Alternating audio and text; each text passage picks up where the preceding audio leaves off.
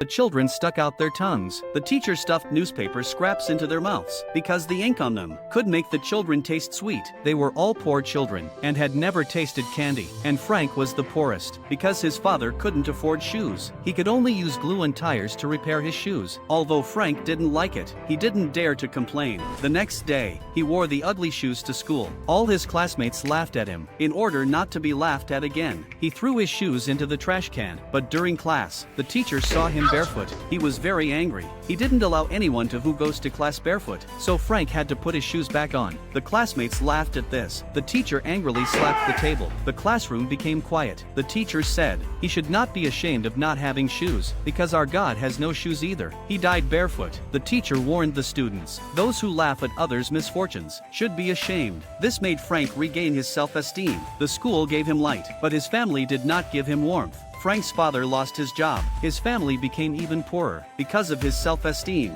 His father, determined not to picking up the coal that fell on the ground. Mother was very angry, because without coal, it would be difficult for them to survive this winter. Sure enough, at night, when Frank touched his brother, he had become cold. In order to avoid responsibility, his father left home under the pretext of finding a job. After that, Frank took on the burden of the family. He came to the factory, find a coal mining job. Because of his hard work, the boss rewarded him with a glass of lemonade and gave him an extra shilling. Frank was very happy. He immediately ran home and gave the money to his mother. Looking at Frank's red eyes, his mother was very sad, but she could only use water to wipe the coal dust off his body. After that, Frank relied on his own efforts to support the family bit by bit. But misfortune struck again. Long-term labor injured his eyes. He lost his sight. He was sent to the hospital. Fortunately, his eyes were cured, but all the family savings were spent. After recovery, he returned to school. He knew the difficulties of life, so he studied harder. Finally, he became a writer. His famous work is called Angela's Ashes. Have you read this book?